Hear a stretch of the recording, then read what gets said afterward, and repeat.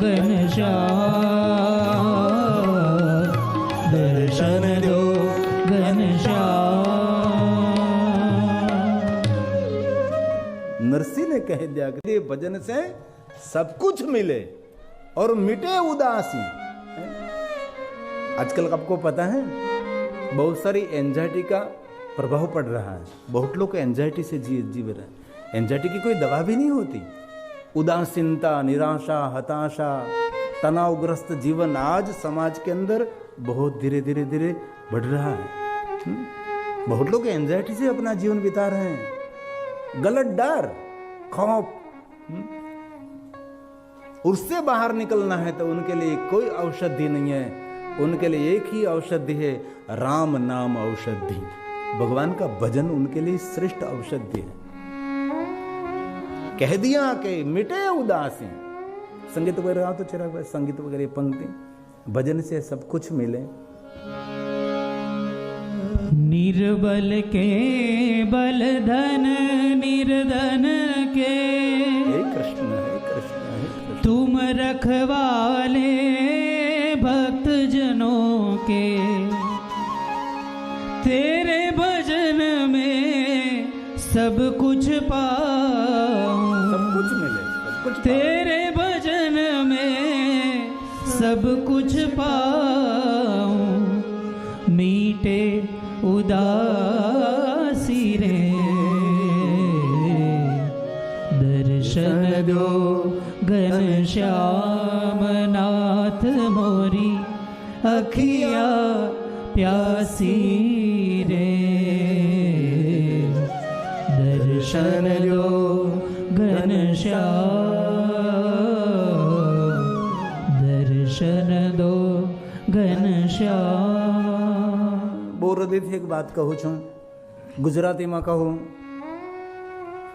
તમારા બાળકોને સ્માર્ટ બનાવવો હોય તો જરૂર તમે સ્માર્ટ મોબાઈલ આપો.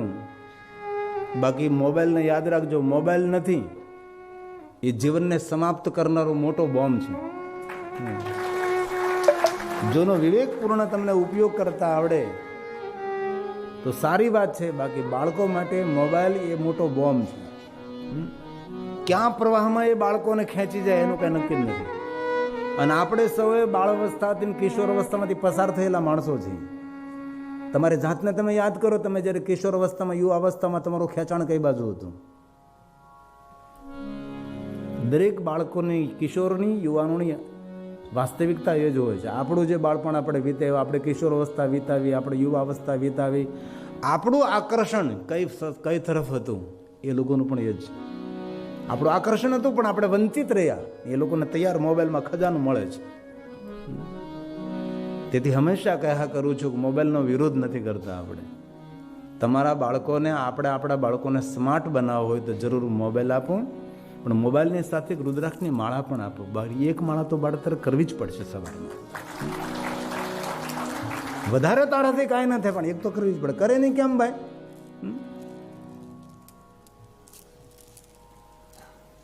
શા માટે ન કરે? તમે બાળપણથી એવી કેળવણી કરો. કેળવણી આપણે કેળવણી કરી તો કરે છોકરા. આ તમારા દેશમાં રહેનારા છોકરા છોકરીને મેં જોયા છે કે સવારમાં ઉઠીને ભગવાનની પૂજા કરે, સ્તોત્રનો પાઠ કરે અને બેઠા બેઠા ભગવાનની માળા કરતા હોય છે. પછી તો પોતાનું કામગીરી શરૂ કરી, પોતે પોતાને સ્કૂલે જાય. આવા બાળકો આ દેશની અંદર, અને યોગદાન માતા પિતાનું છે. જે કાંઈ બાળકોમાં સંસ્કાર દેખાય, યોગદાન તેના મા બાપનું છે. અને તમે અહીં સૌ બેઠા છો તે પણ યોગદાન તમારા મા બાપનું છે. આપના સૌના માતા પિતાએ કોઈને કોઈ રીતે તમને સંસ્કાર આપ્યા છે કે બેટા કથા સાંભળવી જોઈએ, ભગવાનની પૂજા અર્ચન કરવી જોઈએ, બેટા કથાનું શ્રવણ કરવું જોઈએ, ભગવાન તરફ આપણે આસ્થા હોવી જોઈએ, ભગવાન તરફ આપણે શ્રદ્ધા હોવી જોઈએ. ક્યારેય પણ પાર્ટીમાં જઈએ તો પાર્ટીમાં જવાનું ખરું, પણ ખાલી ગરમ પાણી જ પીવાનું. શું પીવાનું હોય તો મને ખબર ન હોય, કારણ કે આપણે કોઈ જગ્યાએ ગયા ન હોય. આપણા બાળકોને આપણે કેળવી શકીએ છીએ. અને બહુ દિલથી કહું છું, વધારે નહીં, પણ જે માણસ રુદ્રાક્ષની માળા લઈને સવારમાં પંચાક્ષરની એક માળા કરે ને, એ આજની તો કાલ જીવનમાં માલામાલ થાય. એવી અદ્ભુત શક્તિ પંચાક્ષર મંત્રમાં પણ છે ને રુદ્રાક્ષમાં પણ છે. सती बाल्यावस्था से महादेव की परम भक्त रहे. सती ने सुंदर अपनी किशोर अवस्था पसार की और युवावस्था में प्रवेश किया है. सती ने अपने जीवन में विवेक का जतन किया है. खाने में विवेक, पीने में विवेक, वाणी में विवेक, विचारों में विवेक, विहार में विवेक. सती ने अपने जीवन में विवेक को प्रधानता दी है और जीवन में प्रधानता विवेक को ही देनी चाहिए. अपने विवेक मिले कहाँ से? तो कहा बिनु सत्संग विवेक न होई, राम कृपा बिनु सुलभ न सोई. ये विवेक का उद्गम स्थान सत्संग है. सती ने अपने जीवन में विवेक को प्रधानता दी. इसीलिए पहला विवेक तो हमारी खाने का होना चाहिए, खाने का विवेक. दूसरा पीने का विवेक. अब क्या पी रहे हैं? ठंडा पानी भी होजरी के लिए जो पॉइजन है, तो ठंडा पीना कितना भयंकर होगा.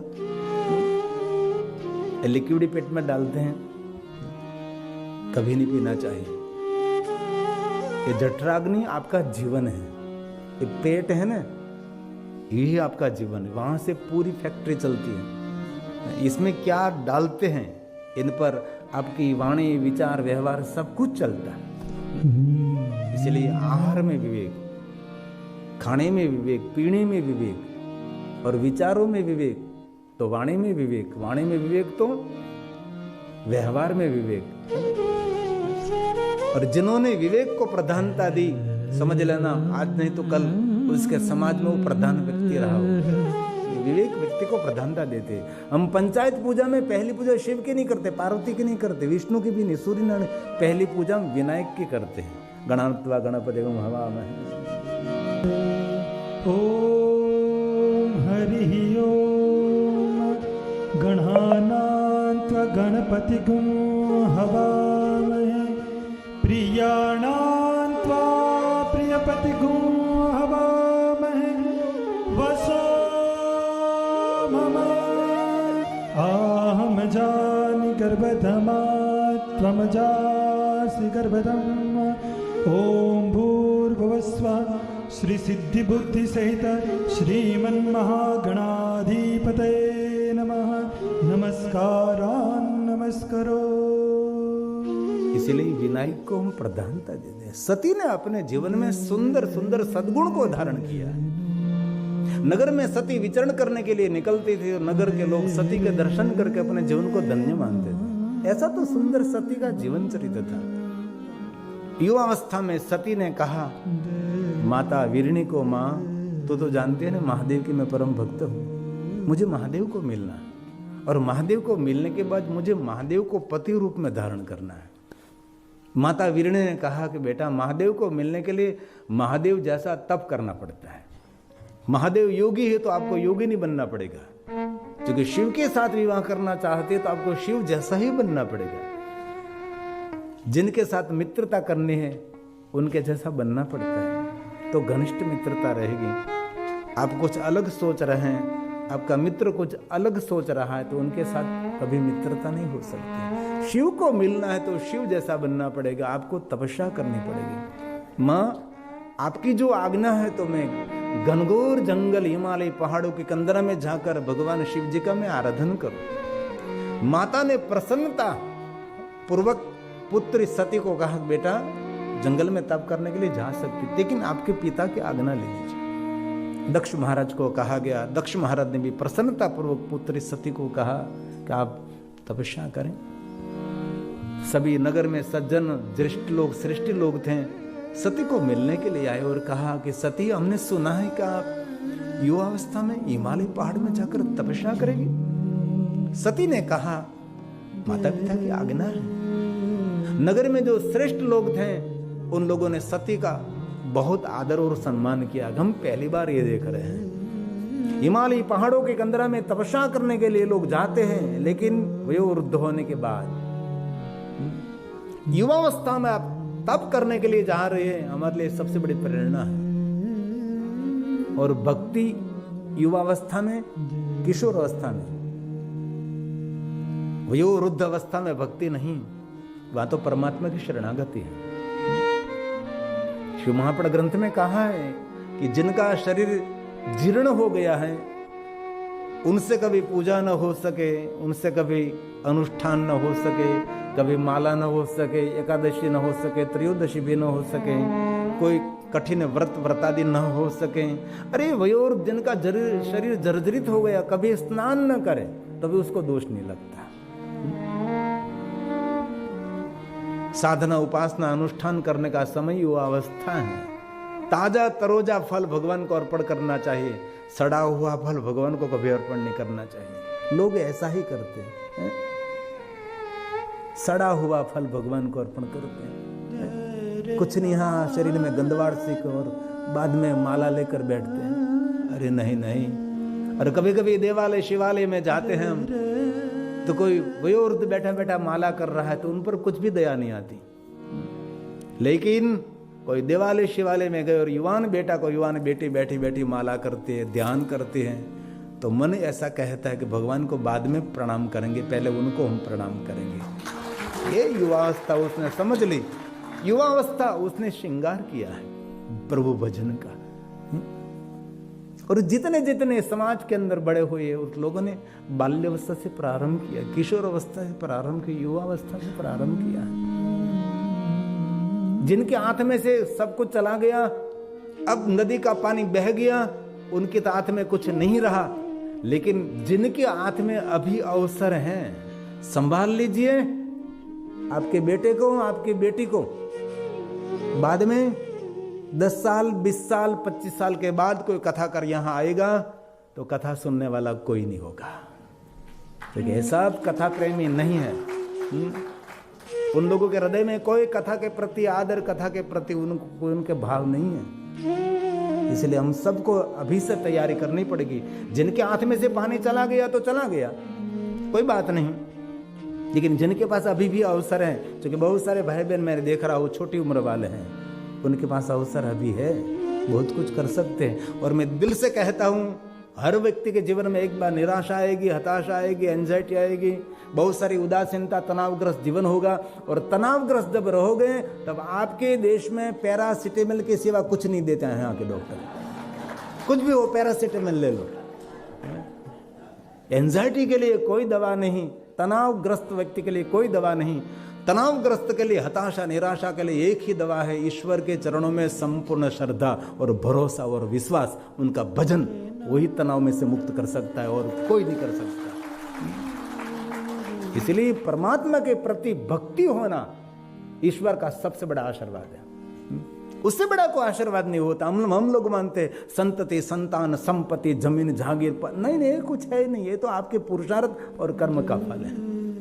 ईश्वर की तो कृपा, उनके प्रति हमारी आस्था, उनके प्रति हमारी भक्ति, वही उनकी कृपा है।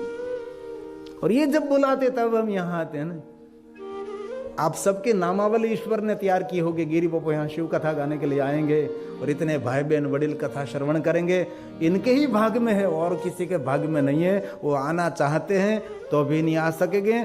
एक दिन आकर कथा सुनी और अमेरिका चले गए, बोलो रमेश भाई।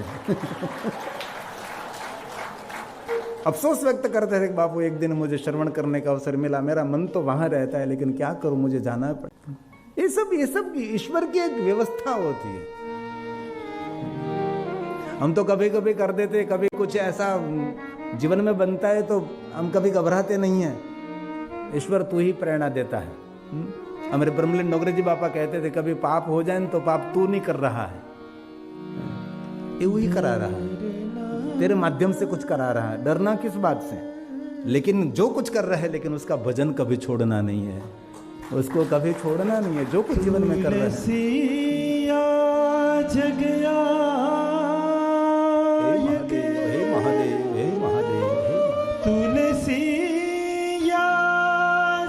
महादेव महादेव महादेवेति कीर्तना सर्व पाप हरम परम महादेव महादेव महादेव महादेव महादेवेति कीर्तना शिवलोकम व्रजेन नरः महादेव महादेव महादेव महादेवेति कीर्तना। हरु हरि भजन संत मिलन और हरि भजन दया दान उपकार